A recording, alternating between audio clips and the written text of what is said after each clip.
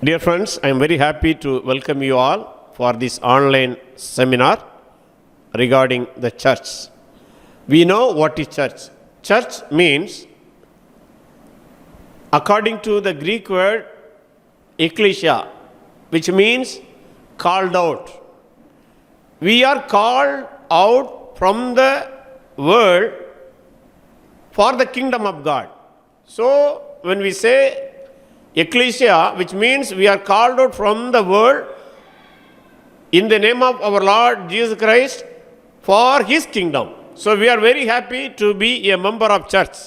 However, very often when we speak to people the word church, they may not understand what is church, or they may misunderstand what is church, because nobody knows. Even many Christians do not know church means called out people. Generally, wherever we go in the world, when we say church, immediately people think whether he is saved or unsaved. He thinks that church means a place. So, we are going to discuss in this seminar what is church, or what are the functions of the church, and what all should be done in a church as a place, or especially to the local church we refer.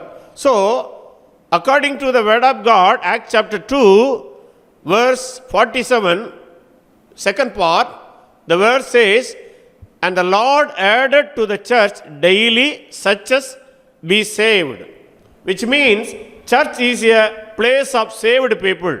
So, when a local church begins its function, it preaches the gospel. Whoever responds to the gospel are baptized and they are added into the church. So, local church means, or any church in around the world, in the globe, when we see a church, we should understand it is a place of saved people. When we see a church, it shows that there are some people in the church are saved, or probably all the members of the church may be saved or should be saved. So, church is a place of saved people. Second, church is a place of called people. When we say called here, we are called for a purpose, with a purpose. We should not confuse with ecclesia, called out, and this calling. We are called out when we believe on the name of the Lord Jesus Christ for His kingdom. But as long as we are in the world, we are called with a purpose. Ephesians chapter 4, 1 says, let us turn our Bible. Ephesians chapter 4, verse 1. Please read it.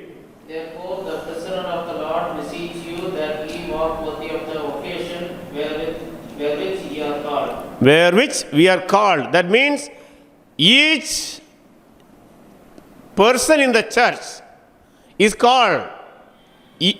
I, therefore, the prisoner of the Lord, beseech you that ye walk worthy of the vocation wherewith ye are called. So we are called with a purpose. Everybody in the church must understand we are not only called from the world, but we are called for the world too. Very often people do not understand why we are called. As Paul says in Ephesians chapter 4, 1, ye are called. So we are called with a purpose. We have to ask a question as a church and as a member of a church. Are we fulfilling our calling by doing the mission of the church? Then third one is, church is a place of assembly, which means we are not only called, but we are gathering together in the name of the Lord. Acts chapter 2, 1 says, And when the day of Pentecost was fully come, they were all with one accord in one place. and when the day of Pentecost was fully come, they were all with one accord in one place. So, church is a place of assembly. All the people who believe on the Lord Jesus Christ must come to a place with one accord. So, church is an assembly or gathering place according to the word of God. Fourth one is, church is a place of fellowship. Fellowship, we can say, oneness or oneness of mind. Very often in these days, we miss this unity in the church.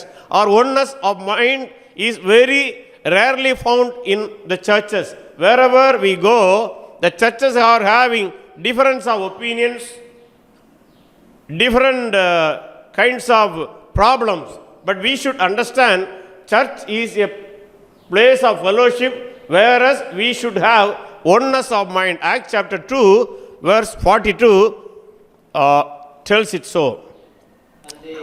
And they continued steadfastly in the apostles' doctrine and fellowship, and in breaking of bread and in prayer. So, the early church, from the very inception of its existence in Jerusalem, they had oneness of mind. That is the reason the church in Jerusalem flourished from one church to many churches.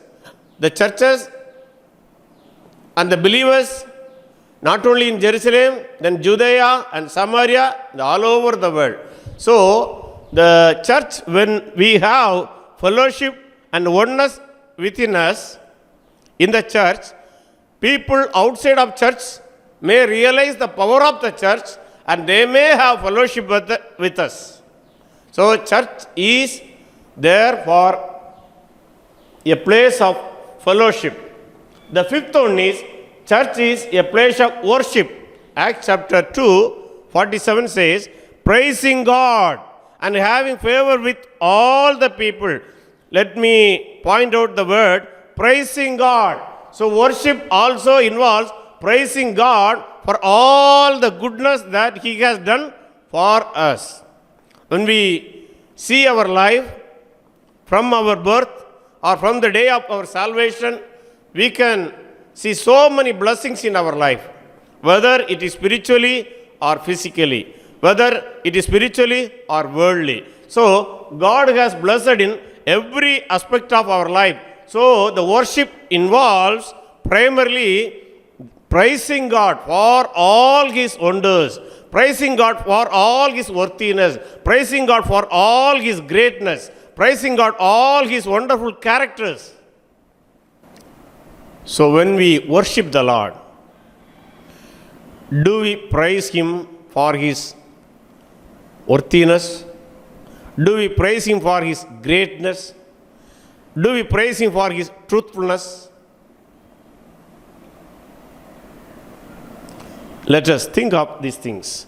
Next one is, church is a place of communion by which we share the love. Acts chapter 2, 42. And they continued steadfastly in the apostles' doctrine, fellowship, and in breaking of bread, which means they share their love. Whenever we see sharing of bread, it shows the love in our hearts. When we read so many incidents in the Old Testament, Jacob and Laban, once they separated due to their family misunderstanding. However, Laban chased and found Jacob in one place, and there they met. Having clarified all their difficulties, they come to a conclusion and they resolve their issues. After resolving their issues, they share their bread. They ate together. So, sharing of love is resulted in having or breaking of bread. So, church is a place of communion or sharing love. The seventh one is, church is a place of sacrifice. We know sacrifice in the Old Testament context, giving life. Animals were sacrificed for the sins of the people who bring them.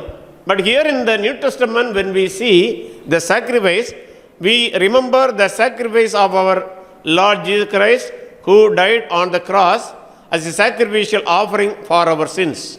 But when we refer this word for the church, church is a place of sacrifice. We mean a place of giving. We have to offer our good things or provisions for the people who are in need. 2 Corinthians chapter 8 verses 1 to 5. Moreover, brethren, we do you to wit of the grace of God bestowed on the churches of Macedonia, how that in a great trial of affliction, the abundance of their joy and their deep poverty abounded unto the riches of their liberality. For to their power I bear accord, yea, and beyond their power they were willing of themselves, praying us with much entreaty that we would receive the gifts and take upon us the fellowship of the ministering to the saints. And this they did, not as we hoped, but first gave their own selves to the Lord and unto us by the will of God. They themselves give. That is a true sacrifice. A church must, or the people in the church must sacrifice their possessions and provisions for the people who are in need in other parts of the church. We know the context of this verse is the people in Jerusalem were suffering due to famine. But the churches around the globe or in the Roman province, they gathered the provisions according to the request of Apostle Paul and sent those sacrificial offering to the churches. So church is a place of sacrifice. So do we sacrifice our provisions and properties or our money or whatever the possible way we offer the things to the people who are in need? We have to encourage our church people to give for the people who are in need. Eighth one is church is a place of comfort. Acts chapter 15 verses 31 and 41. Let me read Acts chapter 15 verse 31. Which when they had read, they rejoiced for the consolation. So church is a place of comfort or consolation.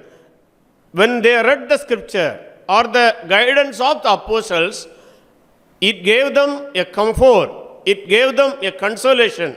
So church must a place of comfort. Very often we get report from the people of some churches that their churches are not giving comfort to the souls of the church or the members of the church.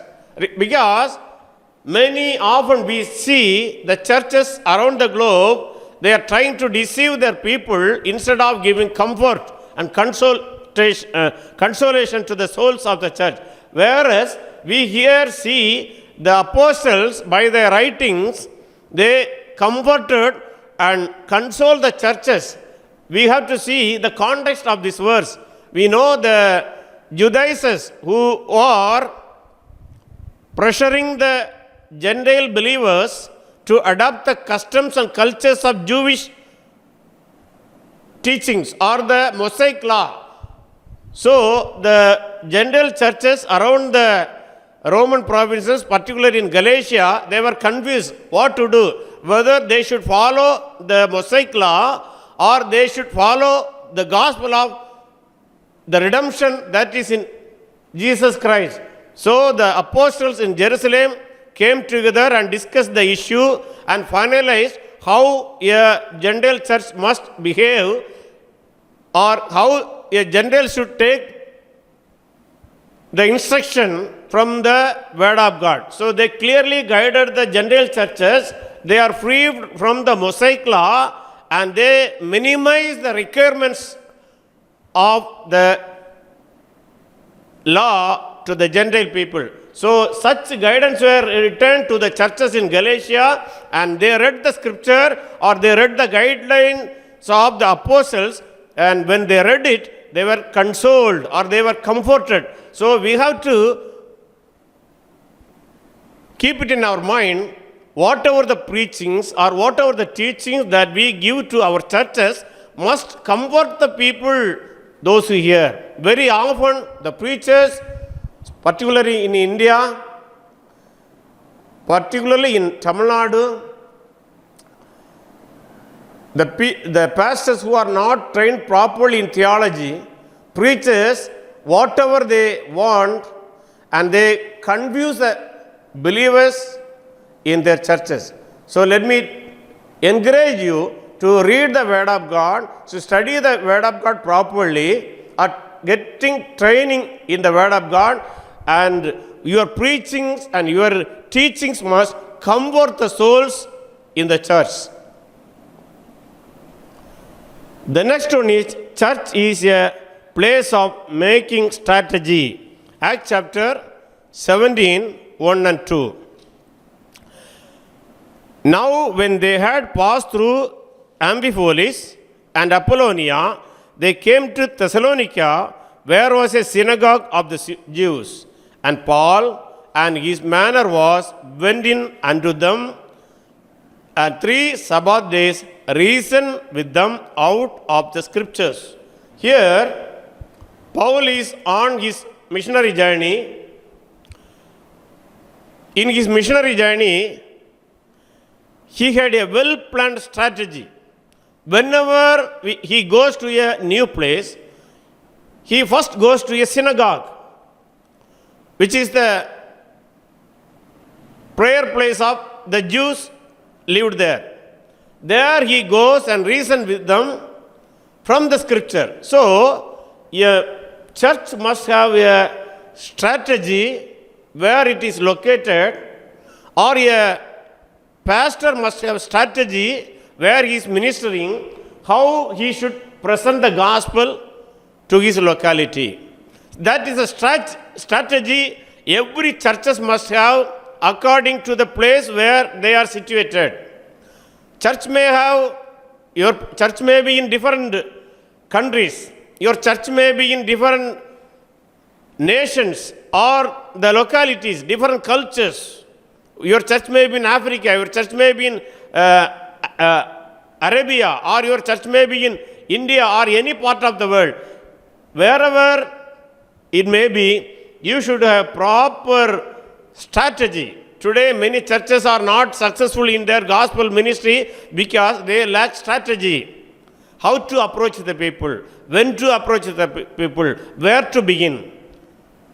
But Paul had well-planned strategy, so wherever he goes, first goes to the synagogue, and there he preaches the gospel or reasoning with the people there from the Old Testament so that he can present the gospel. So we have to adopt a strategy to present the gospel to the people around the church where we are located. The next one is, the church is a place of having right motivation. 2 Corinthians chapter 5:14. For the love of Christ constrained us, because we thus judge that if one died for all, then were all dead. Let me focus on the first phrase of this verse. For the love of Christ constraineth us. That means the right motivation of anything that we do in church is with the love. The love must motivate. What is the love? Not the love of the world, but Christ loved us and he gave himself for us. That love that he showed on the cross. So that love must motivate us. Today, when we see, very often we speak to people, and I used to ask persons who are in the ministry, brother, what is the reason you came for the ministry? Very often they say so many things, but very rarely people say, I came to ministry out of the love of Christ that I have experienced. So let me tell you, any person who is in the ministry must do the ministry because of the love that he has got from the Lord Jesus Christ. Because if you do not come to ministry, not experience the love of Christ, you may have some other motives. I am not judging anyone, but I encourage you to have a right motive in ministry. The same way, the church must have a right motivation. That right motivation must come from the love of Christ. Next one is, church is a place of training and teaching. Ephesians chapter 4, 11 and 12. Ephesians chapter 4, 11 and 12. And he gave some apostles and some prophets and some evangelists and some pastors and teachers for the perfecting of the saints, for the work of ministry, for the edifying of the body of Christ. So, church is a place of training. Church must give proper training to its members. We are the leaders of the church. The church may have pastors. Of course, there are 5 offices given in this text, but many believe the apostles and the prophets were given for the first century churches as a foundation for the church. Now, the churches are having only other 3 offices, evangelists, pastors and teachers. So whatever way, we have to give training and teaching to the people. I see many churches, every week they gather together, that is good, they worship the Lord and they preach. But one thing is lacking, that is training and teaching. That is the reason I see in India, particularly in Tamil Nadu, many Christians, I would say majority of the Christians, do not know in the very basic of Christianity. They do not know what is gospel. If you see a Christian, if you ask what is gospel, they don't know what is gospel. They may say so many things. Our church is good church, they say, that's okay. Our pastor is good, that may be also good. But that is not gospel.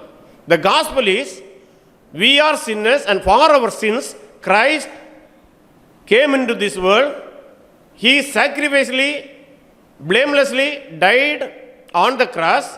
On the 3rd day, he rose again. That is the gospel. According to 1 Corinthians chapter 15, 1 to 4, if you read it, the gospel is very plainly stated that death and resurrection of Jesus Christ for the sinners is the gospel. So, we have to give proper training to the church, I mean the believers in the church. But very sadly, we see many churches do not give any training and proper teaching to its members. They worship, that's good, but they do not teach to its members. My dear friends, I encourage you, whether your church is small or big, you start teaching today. Once one of my friends came and told me, he is a good evangelist, I know him very well. So he brings people to the Lord, especially from the other faith. But he says, I bring from other community or other faith to my church by sharing the gospel. But unfortunately, whoever come to my church, within 6 months or hardly 1 year, they go to another church. I do not know. So I spoke with him and I found he tells the gospel very effectively and brings them to the church, especially for the worship on Sundays. But he lacks one thing. He never teaches the Christian faith to them properly. See, when we say the teaching, you have to start teaching what is Bible you have to teach. Because today, Christians do not know what is Bible, why we should read the Bible. We should teach them Bible is the word of God. It is inspired word of God. It is given by the Holy Spirit to us through the prophets of the Old Testament, in the New Testament through the apostles. So we have to teach them Bible is word of God. They will be happy to know that. Then we have to teach them the power of God, the Trinity of God, Triune God, God the Father, God the Son, God the Holy Spirit, how they exist. They are one being but three persons. So we have to teach them. I very sadly observe that many leaders also, they are very much confused in the Trinity. So we have to teach them what is Trinity, so that other false churches, I mean the cult churches, will not deceive our people. They will not take away the members of our church to their wrong churches. So we have to teach them what is Bible, the Trinity particularly, the work of God, the plan of salvation that is in Jesus Christ, Jesus, how he is God as well as the same time he is man. So many things we have to teach. So people have questions. Since the pastors are not teaching, they go from one church to another church. So that is not the problem of the people, but it is a failure of the church, particularly the failure of the leaders of the church, particularly the pastor of the church, or the teachers of the church, or the leaders or the elders of the church. So let me encourage you to teach the basic things or the basic Christian faith. What is salvation? They should be taught. What is church? They should be taught. What is sin? They should be taught. The last things, when Christ is going to come, what are the things we'll have at the end of the world? What is our hope that we have in heaven? These all things should be properly taught to every believers. If you teach them, they will never go away from your church to any other church. My dear friends, so a church is a place of training and teaching. We should follow it. Then next one is the church is a place of skill development. Not only teaching, every believer has some skills. You have to find it out. We may say it is a gift of the Holy Spirit, whatever may. Whether it is the gift of the Holy Spirit or whether it is an individual talent, whatever it should be observed or it should be noticed, and the particular person must be given proper skill development. Please read it, 1 Corinthians 14:12. Even so ye, for as much as you are zealous of spiritual gifts, seek that ye may excel to the edifying of the church. See, I always am encouraged by seeing the word, you may excel. That means whatever the spiritual gifts you have or whatever the talents you have, you may excel in that. You keep on practice them. For example, if you have preaching gift, you should train that preaching gift in all the possible ways. How a preacher could be trained? A preacher must have a proper training from reading the word of God properly. Every preacher must keep on reading the word of God. That is the primary source or primary text for the pastors or the preachers. Not only that, he should keep on taking some training on preaching assignments. He should read more books regarding missionary activities, missionaries' life. He should observe the things. when he put all those things in his preaching practice or in his preaching assignment, he may gradually become a good preacher, talented preacher, effectively preacher for the kingdom of God. So, church must encourage the believers to develop their skills that they have. Before that, the church must identify what kind of talent or what is the gift a person or believer possesses. Very often, the churches do not recognize the gifts of the people. Once I went to a church for giving some training on spiritual gifts. After giving the entire training for nearly 2 months, the pastor of the church came forward and told me at the last day of the session, today only I came to know I have a spiritual gift and I can develop it and I can use it for the glory of God. See, my friends, so we should have a mind to understand the people and observe the people and to find out their talents and gifts, and we have to provide opportunity to develop their gifts. Many churches do not have any plan to develop the gifts of their believers. How can we expect the church growth? As long as you are not encouraging the believers to exercise and develop their skills and talents and gifts, the church will not grow. The first century church, particularly the church in Jerusalem, grew because every believers had recognized their gifts and they developed their spiritual gifts so that the church flourished and went to every nook and corner of Judea, then Samaria, and all over the world. So, if you want your church to grow in such a way, you have to give skill development or gift and related practice to your church members. The 13 only, church is for a union of gifted workers. 2 Thessalonians 3:8. Please read it. Neither did we eat any man's bread for naught, but Lord with labor and travail night and day, that we might not be chargeable to any of you. Yes. Paul, we know Apostle Paul had a team.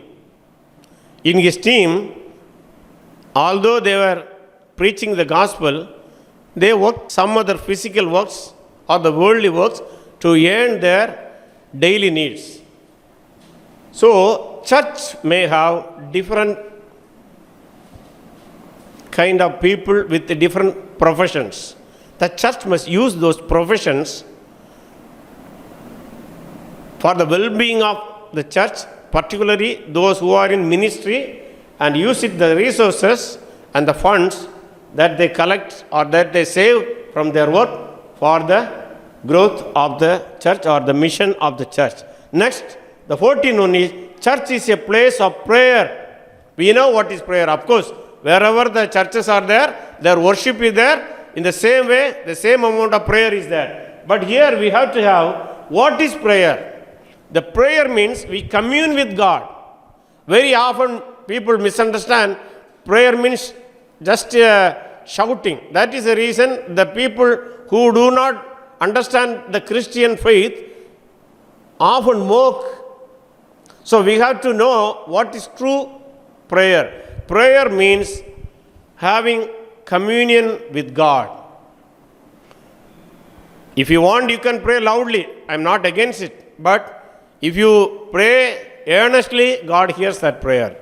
Elijah prayed, God answered. So we have to have a church that is a place of prayer. 15th one is, church is a place of encouragement, particularly youth. 2 Timothy chapter 1 verse 6 and 7. 2 Timothy chapter 1 verse 6 and 7. Wherefore I put thee in remembrance that thou stir up the gift of God, which is in thee, by the putting on my hands. For God hath not given us the spirit of fear, but of power and of love and of a sound mind. Here, Paul is encouraging Timothy, his young follower, to be in his ministry. Although, when we see the church situation where Timothy served, he had faced lot of discouragement. Probably he might have referred those discouragement to Apostle Paul. So Paul is encouraging him by reminding him, wherefore I put thee in remembrance that thou stir up the gifts of God which is in thee by the putting on my hands, he says. So let me tell you, our churches must encourage young workers, youth in our church to do ministry. 16th one is, church is a place of common welfare. That means common care must be there. Acts chapter 2 verse 44. Acts chapter 2 verse 44. Please read it. And all that believed were together and had all things common. And had all things common. That means whatever the things comes to church, or whatever the offerings that comes to church, it is not belonging to a particular person. It belongs to the entire church. So entire church brings its offering or the collections or the giving or the gifts, tithes, whatever may be. It is for the common welfare of the church. It should not be used for any particular person. It should be collected and used for the care of the entire church. It should be given for the welfare of the entire church. Every church member must have some benefit out of it. That is the good church, we can say. The 17th one is, church is a place of making leaders for the future. 2 Timothy chapter 2 verse 2. One of the very famous verse, our Bible school also having that verse as our motto. Let me read it. And the things that thou hast heard of me among many witnesses, the same commit thou to faithful men who shall be able to teach others also. So church is a place of making leaders for the future. If a church do not raise young leaders from its members, the church will gradually die. That is one of the reasons we often see the churches, particularly independent churches, could not go further one generation to the second generation. I have seen so many independent churches have been closed. The reason, they have failed to rise trained leaders from the church. Nowadays, people think, after me, my son may come to the position or become a pastor of the church. Okay, if he is called, if he is trained from the word of God, if he is willing to come to do the ministry out of love for Christ, it is well and good. But that does not mean, or that does not stop the church from rising the leaders from the church. Your church may have different kind of leadership persons among your congregation. Particularly young people who have a great potentiality. They are willing to offer it for the growth of the church or for the kingdom of the Christ. But it is your responsibility as a pastor or a church to come forward to make the leaders from your church. 18th one is, church is a place of providing help and relief. 2 Corinthians chapter 8 and 9, if you read it, as I have already mentioned once, there was a famine in Jerusalem. The apostle requested, particularly Apostle Paul pleaded with all the churches that he has established and the churches that he knew. Many churches came forward, particularly churches Macedonia. They gave willingly to the people who are in need. So he pleaded the same with church at Corinth. So the church have a responsibility wherever the Christians are in need, wherever the churches are in suffering. You have to know it. You should not stop with praying only. You should start supporting them by the provisions that you have. 19th one is, church is a place of having set rules for our life. Acts chapter 16, verse 4. Acts chapter 16, verse 4. Please read it. And as they went through the cities, And as they went through the cities, they delivered them the decrees for to keep that were ordained of the apostles and elders which were at Jerusalem. See, today I have seen so many churches, particularly independent churches, they don't have any rules, any set of rules. What they do, nobody knows. Why they do, nobody knows. Even the believers of the church, they do not know what is the purpose of the church or the objectives of the church, how it functions, why it functions, the mission of the church. Nothing is known. So let me encourage you. You as a church must have a clear-cut vision, clear-cut set of rules. According to the rules, let me tell you, when you form the rule, it should be formed based on the word of God. Very often people used to ask, why should we have rules? Because our church is a spiritual church. It's good. Your church should be a spiritual church.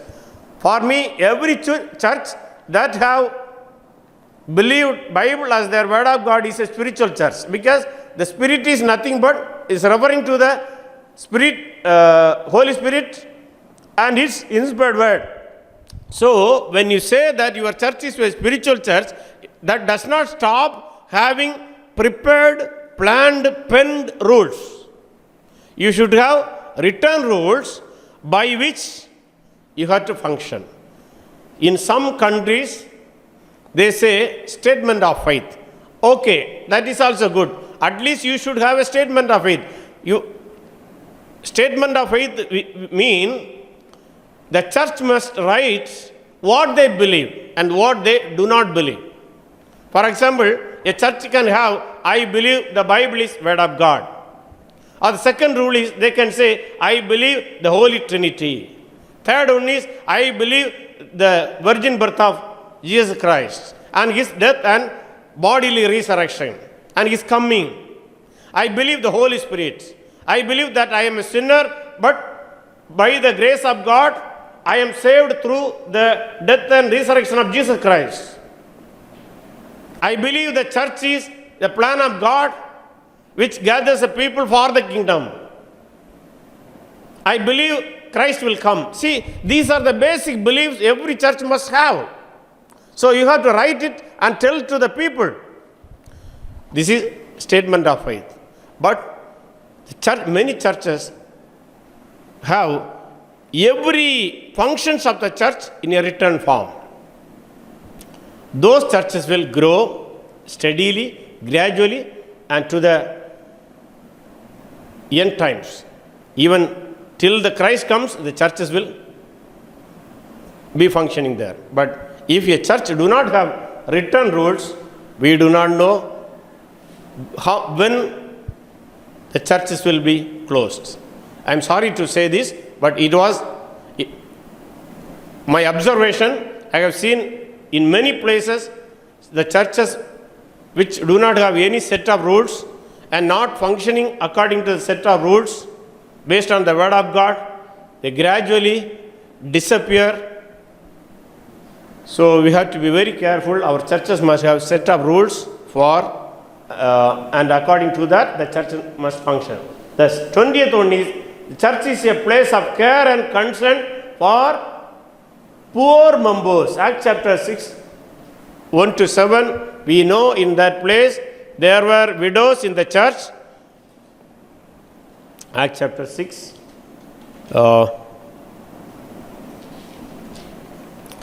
And in those days, when the number of the disciples was multiplied, there arose a murmuring of the Grecians against the Hebrews because their widows were neglected in the daily ministration. See, there were widows in the church, which means they were poor in the church.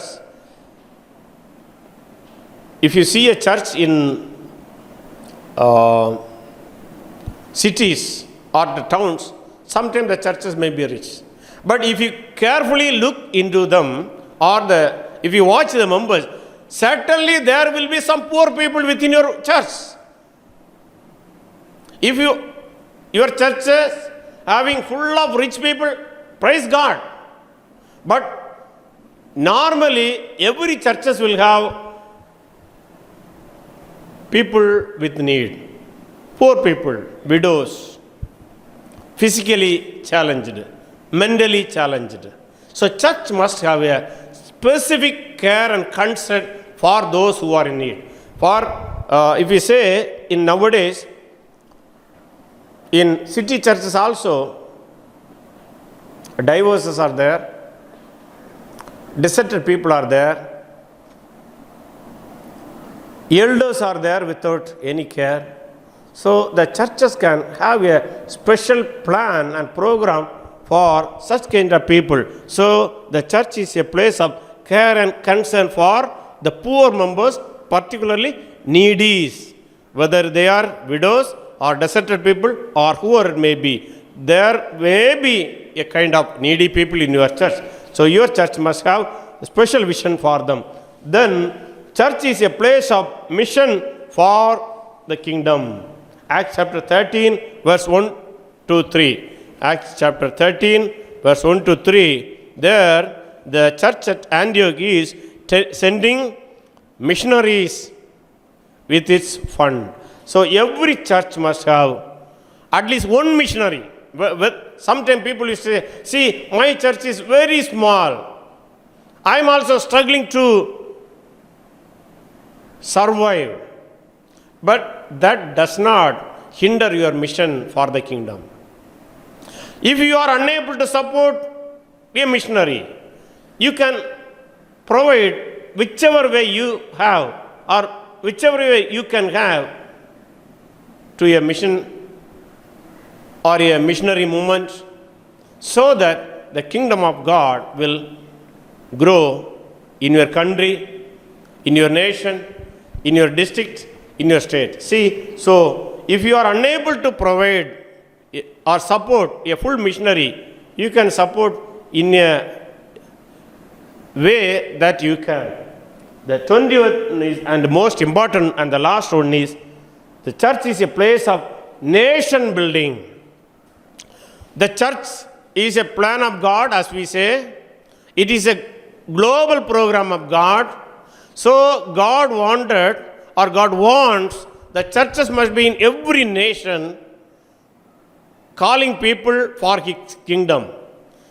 But that does not mean we have no work for the nation in which we live. Romans chapter 10, verse 1, it says, the mind of Apostle Paul. Brethren, my heart's desire and prayer to God for Israel is that they might be saved. See, he says, my people of Israel, my nation should be saved. That means they must know the true God, the true Savior. If a nation is built on the foundation of the Lord Jesus Christ, He is the cornerstone of every growth, the nation will be built strong. The nation will become superpower. So, I do not know in which country you are.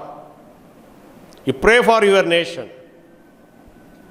You pray for the salvation of the people of your nation. You pray for the growth of your nation. You pray for the well-being of your nation.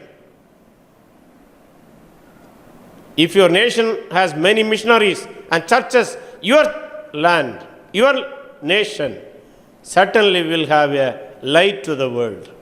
So every church has a special place in building its nation where it is located. So my dear friends, having these 22 programs, every local church must have it. In case you have doing all these things, I praise God for your church. Suppose if you have or if you lack any one of these, please consider and pray that you may have these programs in your church hereafter. For example, you do everything, but you don't have any program for making leaders for your church, for your future church. Please start today. Prayerfully start. Start your young people and train them in the Word of God. Train them and teach them all the things that are taught in the Bible. And your church will be a church. It will shine everywhere. When you shine, the people will come to your church. The nation will be blessed through your church. May God bless you through this seminar. God bless you.